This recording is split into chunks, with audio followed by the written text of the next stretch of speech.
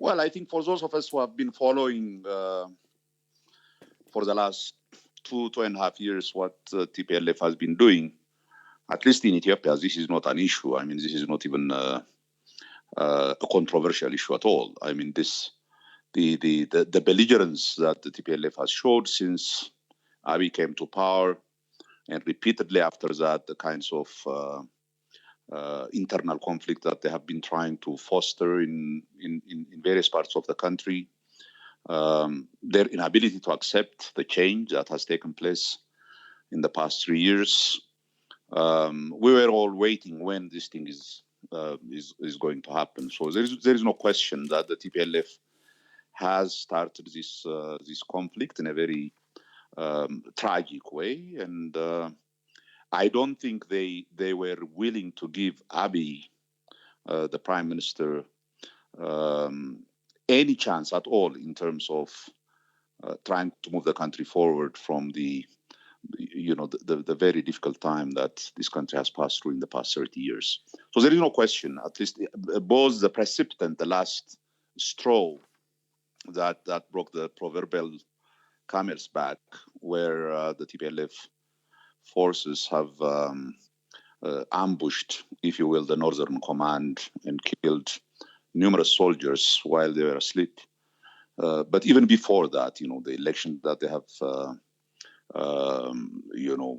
the fake election that they have organized, the belligerent attitude towards the government, saying that there is no really legitimate government in this country, and but it's one thing to say that the TPLF, that politically, the way they have gone about things, I mean, with this election that they held, with their refusal to deal with the Prime Minister in the way that you think is right, that you can object to that. Another issue, though, is the way in which the central forces, the Ethiopian Defense Forces, are prosecuting this war in Tigray, and the number of people who are being killed, who are being forced to flee, the fact that African Union negotiators are not allowed to get to the region, the fact that there is no thought of peace talks at the moment. I mean, this is leading to a huge amount of suffering. Do you not see there being any other way of sorting this out?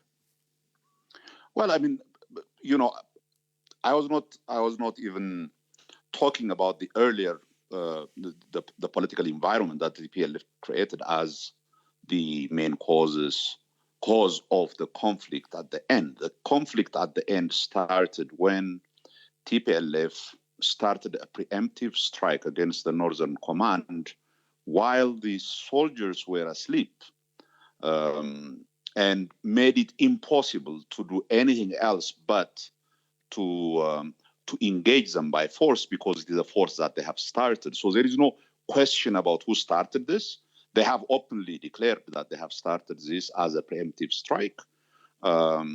So now, once that started, then the question becomes, what kind of self-respecting government would sit and allow a renegade group to attack the federal army? Yeah, but there's forgive me for interrupting, there's another question, which is how far are you willing to allow there to be huge numbers of casualties and suffering in an attempt to regain control in one restive region?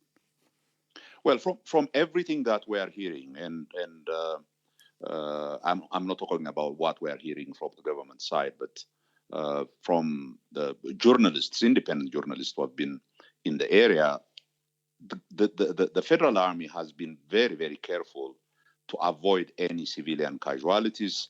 It has given repeated warnings and a possible way out for the TPLF to hand themselves in and engage in the legal process. They have refused that. They have massacred civilians in Maikadra in hundreds. This is, the most obvious genocidal war crime that this group has perpetrated, which I think the Ethiopian Human Rights Commission is now putting out the report. I think it is coming tomorrow, where they went into people's houses, asked for ID cards indicating that they are not Tigrayans, and killing them with machetes and hanging them with ropes. I mean, this is what the TPLF has been doing since this conflict started. So whatever has happened on the part of the defense forces, from everything that we are hearing, there has been a very serious attempt to avoid civilian casualties at every engagement that they have. They have to deal with this renegade force, and it has been the TPLF that was, creating havoc on the civilian population, including killing innocent people that has nothing to do with this conflict, simply because their ethnicity is different from the Tigrayans. Yeah, These are facts. These are not. I'm not giving you opinions. Given that you have raised the issue of ethnicity, are you comfortable with the fact that hundreds of Tigrayans, maybe more, have been arrested in Addis on suspicion of somehow being involved in a shadowy network? Let me make one thing clear. I don't support any measure taken on innocent civilians wherever, not just among our citizens that happen to be Tigrayans, but anywhere else. The issue in Addis, what has been taking place was that the TPLF has been known to have organized groups inside Addis to create havoc, arming people. The number of machine guns and bombs that have been captured from some of these searches in these people's places, including in religious institutions. They have been hiding this in order to foment conflict within Ethiopia, within the rest of Ethiopia, including in Addis Ababa. The recent attempt in Benishangul, attacking civilians by forces that were armed and financed by the TPLF.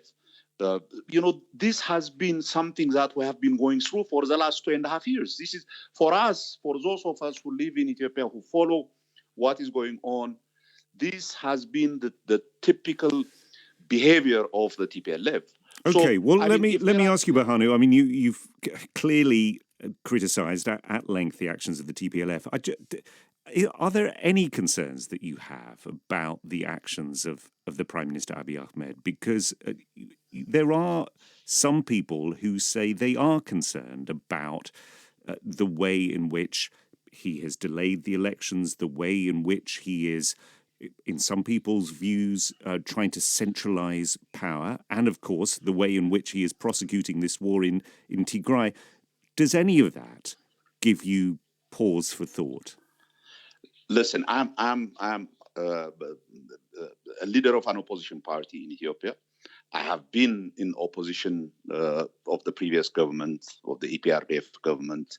I have no particular love for that structure whatsoever. But when the discussion about, for example, pushing the election because of COVID was presented, all opposition parties were there. We have a discussion about it.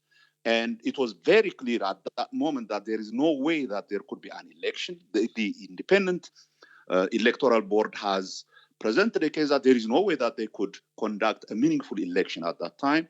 So the postponement of the election was discussed, debated, and agreed by all the opposition parties in Ethiopia. Abiy was not particularly interested in pushing the election. So the claim that Abiy was deliberately postponing the election in order to be some kind of a dictator is really not supported by any of the facts that has happened. Right. Well, no, it's fascinating to hear you say that because, I mean, clearly in the past, I mean, you have been in exile because of the EPRDF and the fact that you were not welcome or felt that you were not welcome in Ethiopia, and Mr. Ahmed himself, he is the Prime Minister, but he hasn't actually been elected at any point. But you still see that he has, as far as you're concerned, democratic credibility. Well, I mean, when Abiy came, and we have followed while I was in opposition in exile, we have been following what was going on within the EPRDF and the movement that took place for 3 continuous years, a rebellion, a civil disobedience against the regime. And Abiy and his group have been in the forefront of arguing against the way the government was handling this civil disobedience, the need for change, the need for turning a new page in Ethiopian history, that the need for having a democratic dispensation as the only mechanism through which this country can be held together. That was the position of the so-called the reform group that came out of EPRDF. And we said, okay, we have tried 2 revolutions before. In 1974, in 1991, by force, the governments have changed, and look where we have gone. This is the first attempt to actually move towards democratization through a reform process without antagonizing the people who have perpetrated so much violence in Ethiopian history, including the TPLF.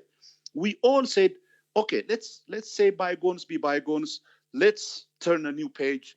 Let's do this reform in a meaningful way so that we will end up in a meaningful democratic political dispensation.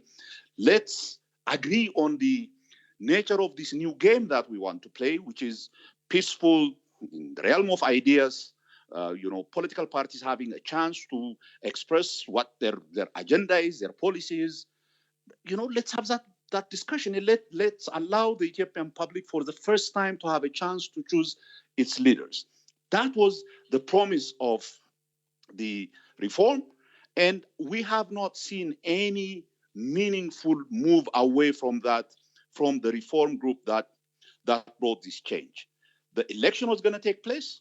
They have established an electoral board led by one of the known opposition leaders, Burtukan, to head the election board. The Human Rights Commission was changed.